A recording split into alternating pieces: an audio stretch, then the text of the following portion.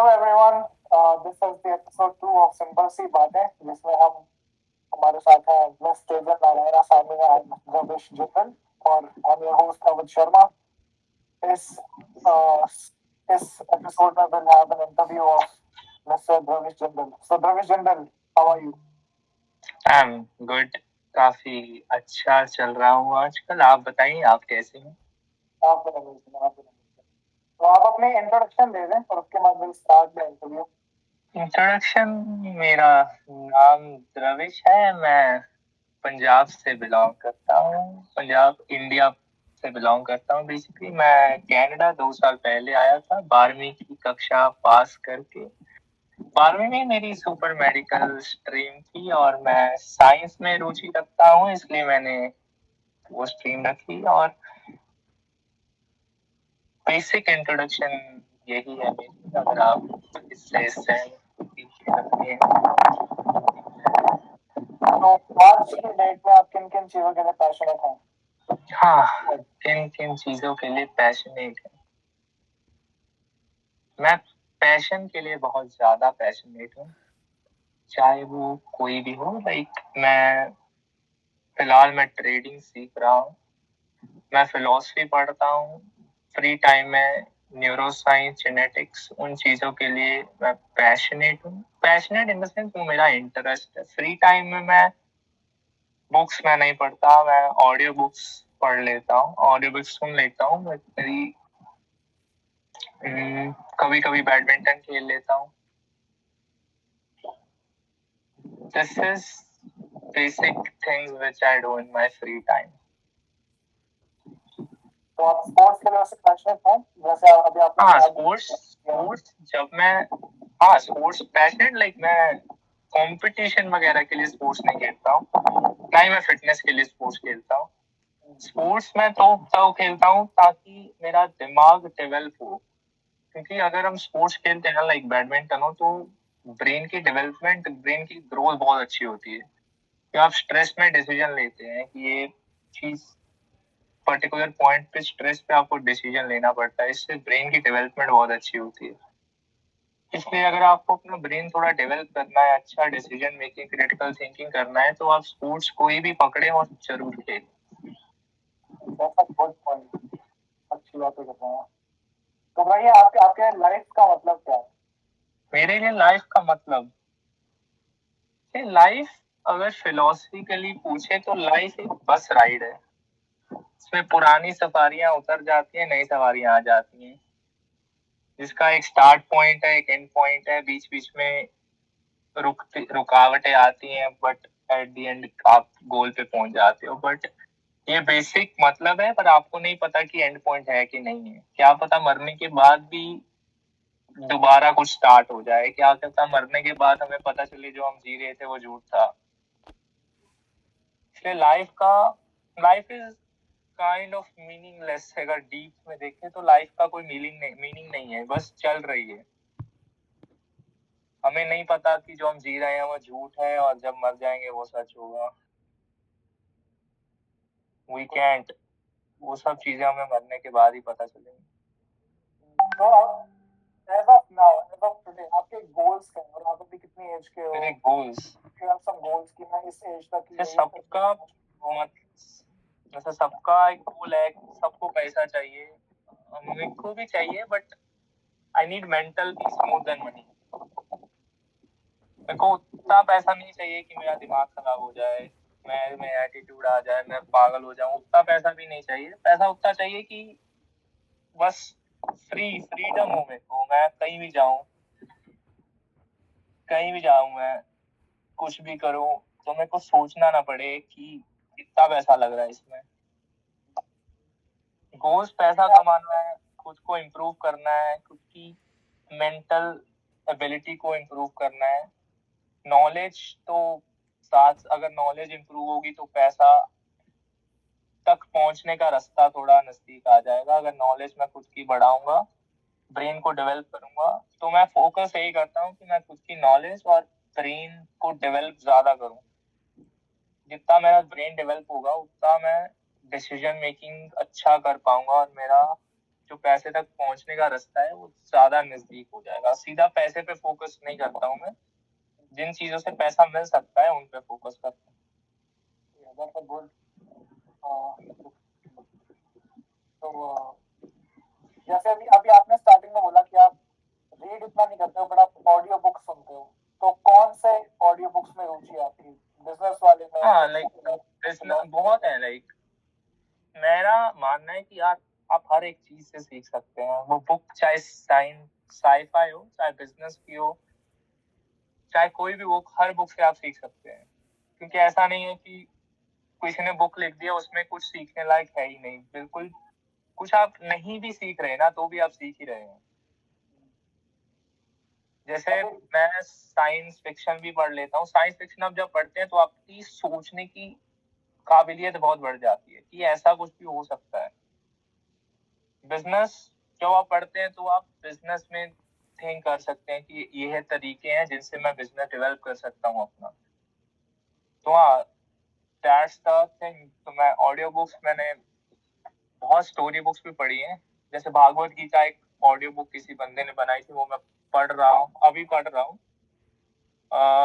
एक आचार्य प्रशांत की बुक है और अद्वैत वेदांत, वो बुक मैं पढ़ रहा हूँ ऑडियो बुक। साईफाई मैंने जो लाइक जिसमें फिजिक्स या साइंटिफिक थिंग्स होती हैं वो पढ़ता हूँ। लाइक एनीमे देखता हूँ मैं कभी कभी। Anime I will say is best because उसमें जो कंसेप्ट वो लगाते हैं वो अलग ही चीज है। वो कार्टून्स में तो इतना नहीं, but anime is very advance form of cartoon. उसे कार्टून नहीं बोला, बट उसमें जो वो हर एक बंदे को कोई ना कोई देखना चाहिए।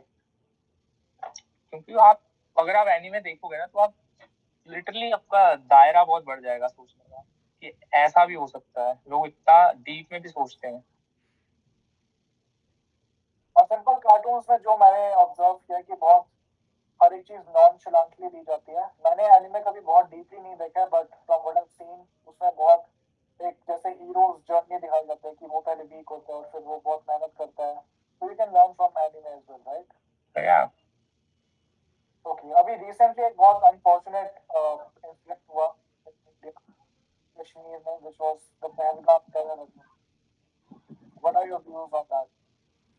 My views, see obviously like लोग मरे हैं तो it was not good, but I think it is just because of some political, like China, like India की डील हो रही थी, अमेरिका यूएस से डील हो रही थी कि यूएस अपना प्लांट लगाएगा एप्पल का इंडिया में। तो चाइना से प्रोडक्शन कम, मतलब कम इंटरफेयर करेगा यूएस। तो चाइना ने बेसिकली क्योंकि हम पाकिस्तान को दोष नहीं दे सकते इसमें, क्योंकि पाकिस्तान इज बेसिकली कंट्री जो सुपारी लेता है दूसरे देशों से और अटैक कराता है। ने पाकिस्तान सुपारी दी और इंडिया में अटैक कराया धर्म के नाम पे। तभी जब लोग मारे उन्होंने उन्होंने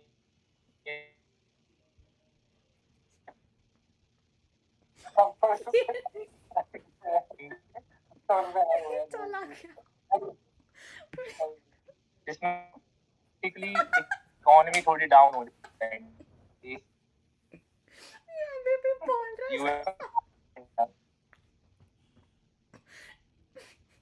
बाय द वे, ये 10 मिनट में आया। ये जो कॉन्वर्सेशन है ये हम अनफिल्टर्ड और अनरुआ रखेंगे, जो होगा वैसे ही होगा। जो भी हुआ है तेजल हंसी आई है, ये आएगा वीडियो में। एनीवे, तेजल जी कह रहा हूँ, सॉरी द्रविश जी, आप थोड़ा हैंग हो गए थे because I believe of your location. अगर आप if you can go to a more reliable location, I think that would be better because अभी last 30 seconds के लिए you were genuinely just glitched. और Not आपकी 30, आवाज more than 30. more than 30 seconds है।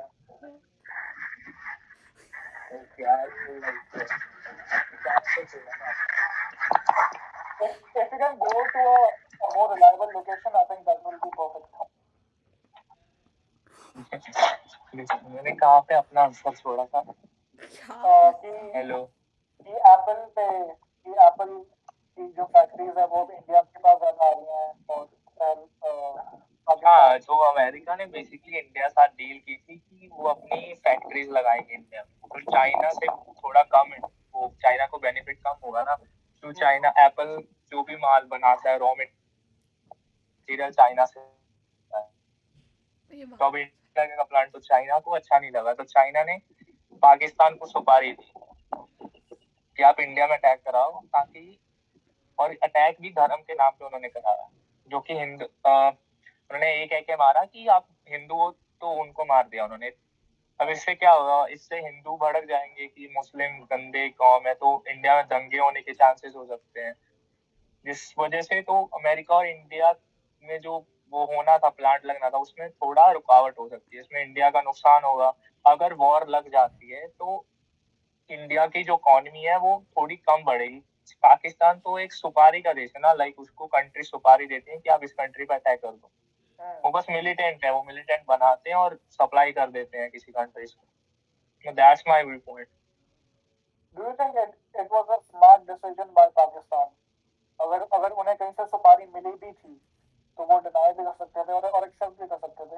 हाँ, उनको पैसा मिला होगा ना, उनको पैसा मिला होगा चाइना से, चाइना ने कुछ वादा किया होगा, चाइना बेसिकली डेप्ट माफ माफ कर दिया होगा पाकिस्तान से, पाकिस्तान के ऊपर बहुत डेप्ट है चाइना का, तो चाइना कुछ भी काम करा सकता है उनसे। अगर डिनाई करता तो चाइना पाकिस्तान को इंटरेस्ट वगैरह बढ़ा देता, रिलेशन खराब कर देता।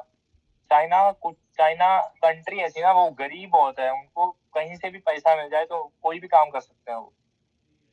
डू यू थिंक कि ये जो भी आपने एप्पल प्लांट वाला बोला, इट्स द ओनली रीजन ये अटैक हुआ, या फिर इसमें थोड़ा सा डिग्री ऑफ जेन्युइन टेररिज्म भी था कि जिसमें उन्होंने एक्चुअली में हाँ, टेररिज्म, देयर इज नो, हर एक चीज पॉलिटिकल रीजन की वजह से होती है, वो बस ये जो ऑर्गेनाइजेशन है, अल-कायदा जो भी है, ये बेसिकली अमेरिका वर्गे बड़े देश हैं वो बनाते हैं, ताकि जब प्रॉफिट कराना हो ना खुद का, तो आर्म सप्लाई कर पाए किसी कंट्री को। अगर ये ऐसे देश कहीं पे हमला वगैरह कर रहे हैं तो वो आर्म सप्लाई करें, तो उनका ही बेनिफिट है। ऐसी बड़ी कंट्रीज ही बनाती हैं टेररिज्म। टेररिज्म पॉलिटिक्स का ही बच्चा है, इन्होंने खुद बनाया है टेररिज्म, ऐसे नहीं, खुद में नहीं बन गया, इनको पैसा मिलता है कहीं से, तभी ये अमेरिका खत्म कर सकता है। इतनी औकात है अमेरिका की, वो टेररिज्म को आज चाहे तो खत्म कर दे, बट वो खुद बनाता है, वो बना के रखा हुआ है, उसने खुद पाला है इसको, ताकि टाइम आने पे यूज कर पाए। What do you think is the appropriate retort जो इंडिया को करना चाहिए और पाकिस्तान? आज से इंडिया को वॉर नहीं लगानी चाहिए अभी, पर मोदी पे बहुत ज्यादा प्रेशर है। पर देखो, पाकिस्तान को तो कोई नुकसान होगा ही नहीं, क्योंकि वो वैसे भी बहुत इकोनॉमी उनकी डाउन है।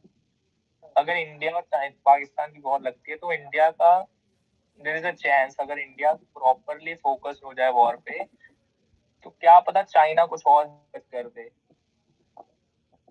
Chance, right? तो क्या पता श्रीलंका से कोई इफेक्ट कर दे इंडिया को। तो आई थिंक इंडिया को अब स्टेबल रहना चाहिए, न्यूट्रल डिसीजंस लेने चाहिए।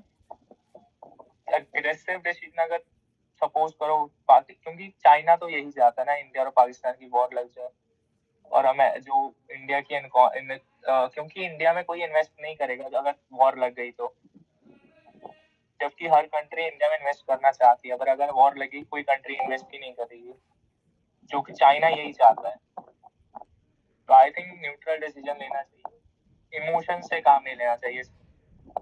हाँ, बंदे मर गए, बट इसमें पाकिस्तान का नाम ना लेके आए वो, कि टेररिस्ट आए, हमें नहीं पता वो पाकिस्तान से आए कहाँ से आए, क्योंकि टेररिस्ट ना किसी कंट्री का नहीं होता, टेररिस्ट आर बस ऑर्गेनाइजेशन है, वो ना किसी धर्म के हैं, वो बस लोग हैं जो बस आए हैं, जिनको बस पैदा इसीलिए किया गया है ताकि वो काम आने पे अपनी जान दे दें बस। काम कोई भी हो, उनको कोई फर्क नहीं पड़ता। तो अब यहाँ से थोड़ा डेविएट होता है सीरियसनेस से, और आपके जैसे अपना अभी आपने अपने गोल्स डिस्क्राइब किए, who would you suggest or who would you say कि आप इन लोगों को look up to करते हो, या फिर कुछ 2-3 नाम जिनको आप आइडल? हाँ, मैं देखो यार, मैं बहुत डाइवर्सिफाइड इंसान हूँ। लाइक मैं अगर मेरे को फिलोसफी सीखनी है ना, तो मैं विकास देवकीर्ति, आचार्य प्रशांत, इन लोगों से मैं फिलोसफी अगर पढ़नी है तो मैं सीख लेता हूँ। अगर मेरे को न्यूरोसाइंस या जेनेटिक्स पढ़नी है तो पॉडकास्ट देख लेता हूँ। लाइक हबरमैन है, डॉक्टर हबरमैन है, स्टैनफोर्ड में वो साइंटिस्ट है, उनसे मैं न्यूरोसाइंस या जेनेटिक्स की पॉडकास्ट देख लेता हूँ। अगर मेरे को मूवीज देखनी है तो, क्योंकि हर एक बंदा डिफरेंट है ना, अगर आपको सीखना है तो there are lot of people which you आप फॉलो किसी को मत करो, बट सीख आप हर एक बंदे से कर सकते हो। एक बंदे को फॉलो नहीं कर सकते आप सिर्फ कि मैं इसी को ही देखूंगा, बाकी बंदों को नहीं देखूंगा, क्योंकि हर एक बंदा डिफरेंट है ना। अगर आपको मूवीज की नॉलेज चाहिए तो एक एक बंदा है। अगर आपको एक बंदा ही से आपको सब नॉलेज नहीं मिलेगी कि आपको न्यूरोसाइंस, जेनेटिक्स, पॉलिटिक्स एक बंदे से सब कुछ मिल जाए। क्या आप पॉडकास्ट देख सकते हो, अरे अलग अलग बंदों की डाइवर्सिफाइड पॉडकास्ट देखो। आपका इंटरेस्ट है तो डिफरेंट बंदों को फॉलो मत करो, उनका बस जो कंटेंट वो बनाते हैं वो देखो। मेरा एक सवाल है कि और इससे नेक्स्ट सवाल आई बिलीव तेजल पूछेंगे आपसे, बट ये वाला सवाल है कि what are your views on marriage? On marriage, ऐसे मैरिज यार देख, marriage is not in religion, right? Marriage एक मेरे को राइट वर्ड नहीं आ रहा, but I think marriage is not necessary. Marriage necessary नहीं है, बट मैरिज एक सोसाइटी, मतलब सोशल प्रैक्टिस है जो कि बनाई गई थी बहुत साल पहले। एक ऑर्गेनाइज का प्रॉपर डेफिनेशन मेरे को, मैं भी समझा नहीं पा रहा हूँ, बट मैरिज यार, अगर बंदा, मैरिज नेसेसरी नहीं है, क्योंकि मैरिज यूजली बनाई आई थिंक इसलिए गई होगी ताकि जो ह्यूमंस हैं वो लीगलाइजली रिप्रोडक्शन कर सके। मतलब कुछ ऐसा नियम हो कि यार आपको इस लड़की के ऐसा कुछ हो सकता है, बट क्योंकि at the end marriage necessity नहीं है कि आप मैरिज नहीं करोगे तो मर जाओगे, ऐसा कुछ नहीं है, ऐसा कुछ नहीं है। मेरा एक सोशल प्रेशर, आज तो सोशल प्रेशर है लोगों का, but yeah I agree actually, I actually genuinely agree, क्योंकि मुझे लगता है मैरिज सिर्फ इसलिए लीगल किया है ताकि the government can have more control. Government का कंट्रोल हो दोनों लोगों, अगर दोनों लोग रिप्रोड्यूस कर रहे हैं तो गवर्नमेंट का कंट्रोल हो उस पे, उसमें भी कुछ गलत ना हो किसी भी एक बंदे के साथ। उसमें भी आई बिलीव उनका ज्यादा कंट्रोल इस पे मेन का होता है, because men are the ones जो ज्यादा सफर करते हैं प्रैक्टिकली भी और लीगली भी। एंड आई टेल व्हाई, मुझे लगता है लीगली देख यार, आई थिंक लीगली मेन आज के टाइम में सफर कर रहे हैं, क्योंकि जो पास्ट प्रैक्टिसेस हुई ना वुमेन्स के साथ, उन बेसिस पे गवर्नमेंट ने लॉ सिर्फ एक साइड पे बनाए, सिर्फ वुमेन्स के लिए लॉ है। लाइक पहले सती प्रैक्टिस होती थी, उसके लिए लॉ बना दिया उन्होंने। रेप होने लगे तो वुमेन के लिए फेवर में लॉ बना दिया, डोमेस्टिक वायलेंस हुआ तो उसके लिए फेवर में लॉ बना दिया। और मेन के लिए कोई लॉ है ही नहीं पूरे इंडिया में। मेन के फेवर में कोई लॉ ही नहीं है इंडिया में। तो अब मिसयूज हो रहा है, अब वुमेन्स मिसयूज कर रही हैं खुद का लॉ मेन के अगेंस्ट। अगर डोमेस्टिक वायलेंस का, सपोज करो आपकी शादी हुई है, राइट, तो वुमेन डोमेस्टिक वायलेंस का केस फाइल कर सकती है without any evidence. Domestic violence का कोई एविडेंस हो ही नहीं सकता ना। वुमेन जाके बोल दे कि मेरे को इसने थप्पड़ मारा है, उसका एविडेंस आप कैसे बनाओगे कि मेरे को छेड़ दिया इन्होंने? उसका कोई एविडेंस, वो स्टोरी है। वो जज अगर लेडी हुई, अगर बायस होगी, तो आपका सारा परिवार अंदर जाएगा, बहुत साल की सजा होगी, आपकी इज्जत गई। आपको अगर अंदर नहीं भी गया ना तो आपको कम से कम 7-8 साल के लिए कोर्ट के चक्कर वगैरह लगाने पड़ेंगे, सारे डॉक्यूमेंट्स प्रोवाइड करने पड़ेंगे, और आपको ही सारा एफर्ट करना पड़ेगा। आप अपने आप को सही प्रूव करने के लिए कि आप गलत नहीं हो। तो गवर्नमेंट को आई थिंक स्टेप्स लेने चाहिए कि थोड़े लॉज वो मेन के फेवर में भी बनाए, क्योंकि रेप तो मेन का भी होता है, बट उसके लिए कुछ है ही नहीं, उसके लिए कोई डाटा ही नहीं है। डाटा क्यों नहीं है? क्योंकि जो जो न्यूज चैनल्स हैं वो सिर्फ वो चीज कवर करते हैं जिनसे उनको फंड्स आए, राइट। वो रेप को इसीलिए कवर करते हैं क्योंकि अगर रेप होंगे, रेप को कवर करेंगे तो उनको फंड्स आएंगे, राइट। पॉलिटिकल पार्टीज से फंड्स आएंगे, डिफरेंट ऑर्गेनाइजेशन से फंड आएंगे कि वुमेन एम्पावरमेंट करो। पर अगर मेन का रेप होता है तो उससे कोई फायदा ही नहीं है, उनको क्यों कवर करेगा? कोई फायदा है ही नहीं, ना कोई उनको फंड देगा, लिटरली कोई फायदा नहीं। इसलिए डाटा अगर देखा जाए तो मेन पे भी डोमेस्टिक वायलेंस सिर्फ मेन पे भी होता है, ऐसा नहीं है कि आजकल मैं क्यों होगा, बिकॉज मैंने वो मैन का रेप होता है, इट्स जस्ट सच, मतलब जो एक्चुअली में प्रैक्टिकली तो बात सही है, but it's just funny thought because normally it's not normal, right. It's not हाँ, क्योंकि मैन के अगेंस्ट भी डोमेस्टिक वायलेंस होता है, बट वो अगर जाए अपना केस फाइल करे तो कोई बहुत मुश्किल है उसको प्रूव करना कि मेरे अगेंस्ट डोमेस्टिक वायलेंस हुआ है, उसके पास कोई पावर ही नहीं है। तो मैन ऑल्सो उन्हें फाइनेंशियल बर्डन देना पड़ता है, और मुझे ये चीज पर्सनली बिल्कुल नहीं पसंद। अगर मैं किसी से शादी करूं और हमें 5 साल बाद लगे कि यार अब you not compatible with me, I am not compatible with you, तो मुझे पूरी जिंदगी के लिए उसको अपने 50% ऑफ द इनकम देनी है, जो वो किसी और विच इज वेरी बैड। वो बहुत गलत चीज है और लड़कियां बहुत गलत इस्तेमाल कर रही हैं। इसलिए अब डाटा ही नहीं है कोई, अगर मैन के फेवर में कोई डाटा ही नहीं है, बना ही नहीं है, तो लड़ाई चल रही है इन्फानाइट वर्सेस जीरो। सिर्फ लड़कियों के केस ही फाइल हो रहे हैं, लड़कियों का डाटा ही बनाया जा रहा है। तो आप बोल ही नहीं सकते कि मेन का डोमेस्टिक वायलेंस हो रहा है, क्योंकि कोई डाटा क्यों ही बनाएगा कोई? ना उनको पैसा मिलेगा, ना पॉलिटिकली सपोर्ट मिलेगा उनको, कुछ कोई फायदा मिलेगा ही नहीं उनको अगर वो डाटा बनाते हैं। कोई ऑर्गेनाइजेशन उनको पैसा नहीं देगी। आपने जनरली एक बहुत अच्छा पॉइंट अभी बोला कि इट्स इनफाइनाइट जीरो, और अगर मैं थोड़े से इसमें ऐड करूं तो लड़कियों के लिए अब ऐसा बन गया कि वो पिक एंड चूज कर पाती हैं। वैसे हम कहते हैं कि लड़कियां हमारे इक्वल में है, तो अगर डिवोर्स हो रहा है और वो इक्वल है तो हम उससे 50% क्यों देंगे? It's they get to pick and choose. अगर हम कोई गलती करें तो हम कहते हैं कि अरे ये तो इसकी गलती है क्योंकि ये इसने गलती की है। अगर लड़की कोई गलती करे तो उस पर कोई अकाउंटेबिलिटी नहीं आता, वो कहता है अरे इसके साथ बुरा हो गया, तो वो इक्वल नहीं है हमारे। अगर हम गलती करते हैं तो वी आर हेल्ड अकाउंटेबल, अगर वो गलती करती है तो उसको सिंपैथी मिल जाती है। That's actually a very good point. अपने एजुकेशन सिस्टम में ना, जब आई थिंक स्कूल्स में प्रॉपरली दोनों को इक्वल नहीं रखा जाता, ऑब्वियस सी बात, लड़कियों और लड़कों को इक्वल नहीं रखा जाता, बायस्ड होता है। मुझे लगता है इक्वल रखना ही नहीं चाहिए, इन द सेंस रिस्पेक्ट में इक्वल होना चाहिए, बट कुछ चीजों में हम इक्वल हैं, कुछ चीजों में इक्वल नहीं है। Boys are biologically more strong, ठीक है। आप अगर तुम लड़कियों को ये एक फॉल्स चीज दे दोगे कि नहीं तुम फाइट कर सकती हो, लड़कियां फाइट नहीं कर सकती। लड़कियों को लगता है कि वो फाइट करती है, पर उन्होंने वायलेंस नहीं देखा कभी।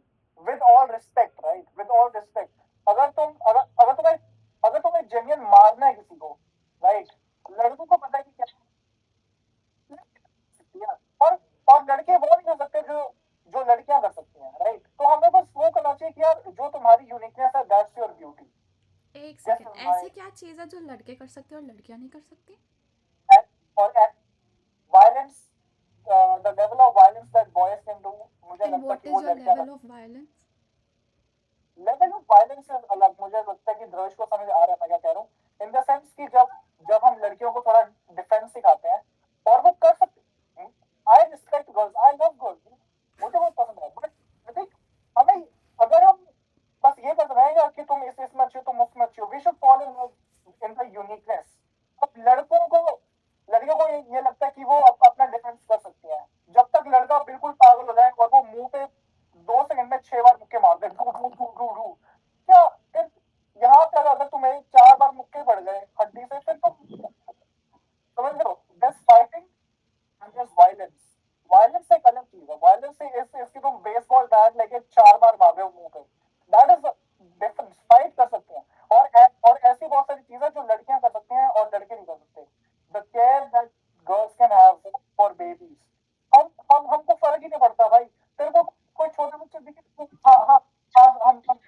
चलेंगे उनके साथ, but they don't really care, है ना। लड़कियां की पास वो सॉफ्टनेस है, वो केयरनेस है, वो एक हीलिंग एनर्जी है।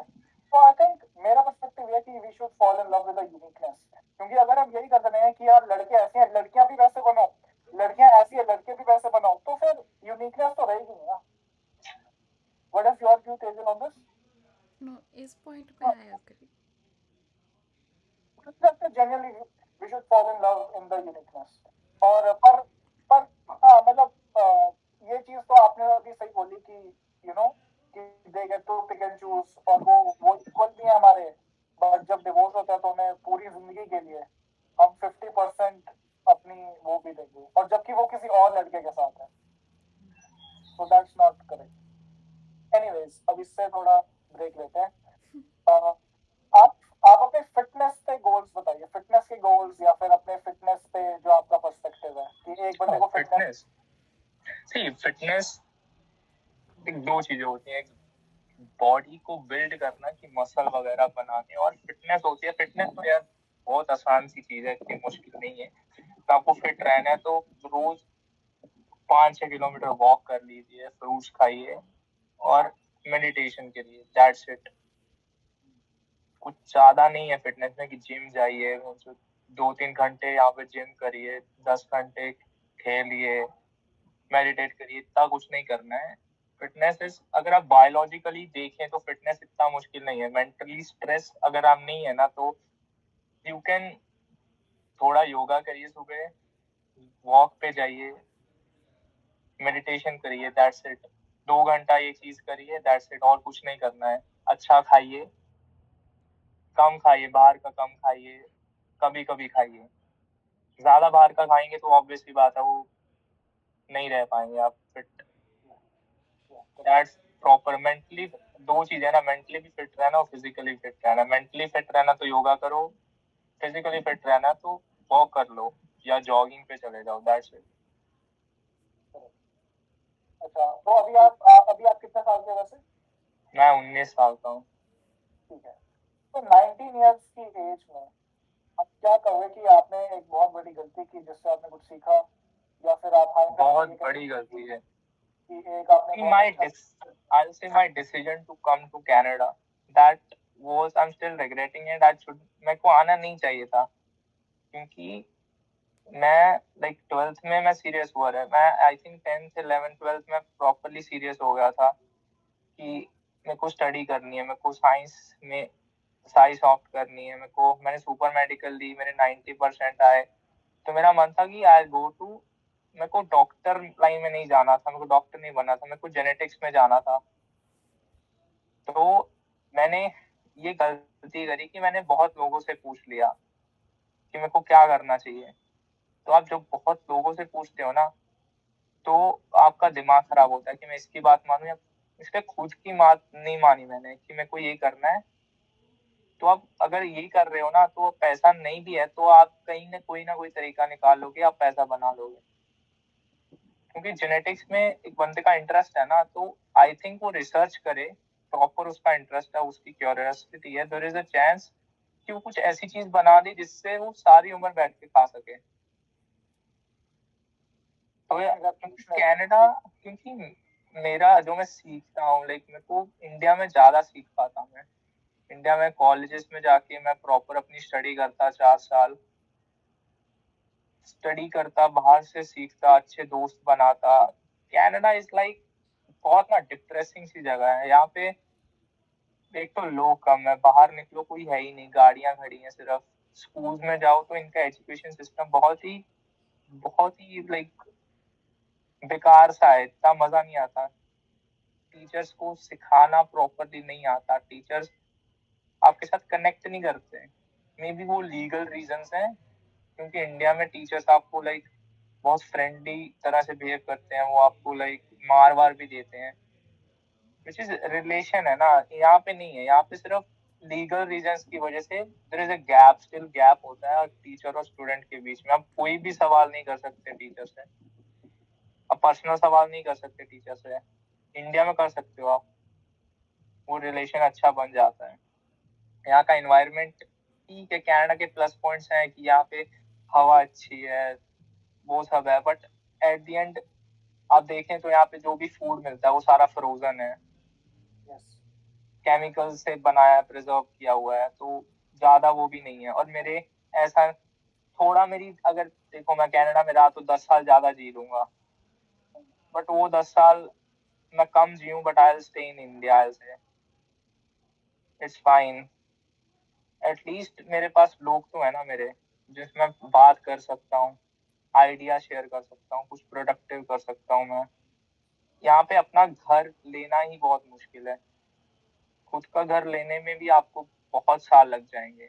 यहाँ पे जॉब जाइए, फिर जो घर आइए सोइए, फिर जॉब जाइए, फिर सोइए, फिर खाइए, फिर जॉब जाइए, सारी जिंदगी ये स्टक में खत्म हो जाती है आपकी। अगर आप कनाडा में रह रहे हो, आपका खुद का घर नहीं है, खुद का घर यहाँ पे $1 मिलियन का घर है, और आपकी मंथली इनकम ही कितनी, $5,000-6,000 है, उसमें 2,000 तो आपका घर का रेंट ही चला गया।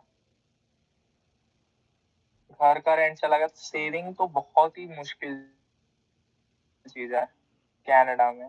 इंडिया में आप अगर घर तो है ना एटलीस्ट आपका, तो घर की टेंशन नहीं है आपको, घर है, घर वालों ने थोड़ी बहुत सेविंग्स की हुई है, आपको बस 100 से उसको थोड़ा आप 1 से नहीं, अब 0 से नहीं स्टार्ट कर रहे हो इंडिया में, आपके पास बेस है, आपके पापा को फोन लगा सकते हो कि ये प्रॉब्लम है। यहाँ पे कुछ नहीं कर सकते आप। और कई अंग्रेज तो चूतिए भी होते हैं, बहुत बेकार से लोग हैं यहाँ पे, इतने अच्छे नहीं है। काम पे जाओ रेसिज्म बहुत है, कि काम बहुत करवा लेते हैं और काम के हिसाब से पैसा बहुत कम देते हैं। इसलिए एक विजन बना हुआ है जो यहाँ पे आते हैं कि कनाडा जाएंगे बैंक बहुत पैसा छाप लेंगे, ऐसा कुछ नहीं है यार। It's very tough. आपको 12 8 80 80 घंटे जॉब करनी पड़ती है, फिर जाके कुछ पैसा बनता है, वो भी आप सेव नहीं कर पाते। सेव कर भी लोगे यार, लाइक बहुत कम है। इसलिए इंडिया में रहो, पढ़ाई, क्योंकि इंडिया में क्या है ना, लोग ना सिर्फ 2 ही फील्ड में जा रहे हैं, कंप्यूटर साइंस और डॉक्टर। अगर आपको इंजीनियर बनना है तो कौन सा, कंप्यूटर इंजीनियर बनना है, और डॉक्टर एमबीबीएस करनी है, दैट्स इट। 2 ही फील्ड में जा रहे हैं, but there are lot of other fields. आप एरोनॉटिकल में जाओ, आप मिलिट्री में चले जाओ, आप एरोस्पेस में चले जाओ, जेनेटिक्स में जाओ, बायोटेक्नोलॉजी ऑप्ट करो, वॉइस इंजीनियरिंग करो। बहुत फील्ड्स हैं जिनमें लोग जाते ही नहीं है, या तो वो बिजनेस पे बैठ जाएंगे अपने, या बाहर चले जाएंगे।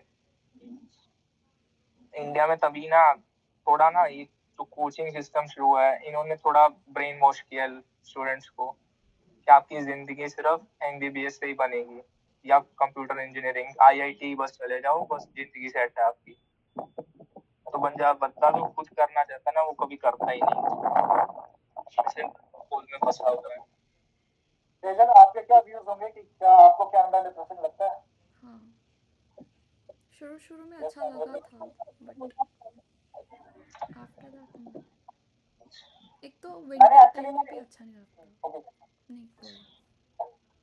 मैंने एक्चुअली में इसका एक सिंपल वर्जन लाया था, जो जो जो सारे रिलेट कर पाते हैं, स्पेशली जो लोग इंडिया में रहे, जैसे मैं और ये जो लगता है इंडिया में फॉर्मल, सॉरी इनफॉर्मल मजे ज्यादा है।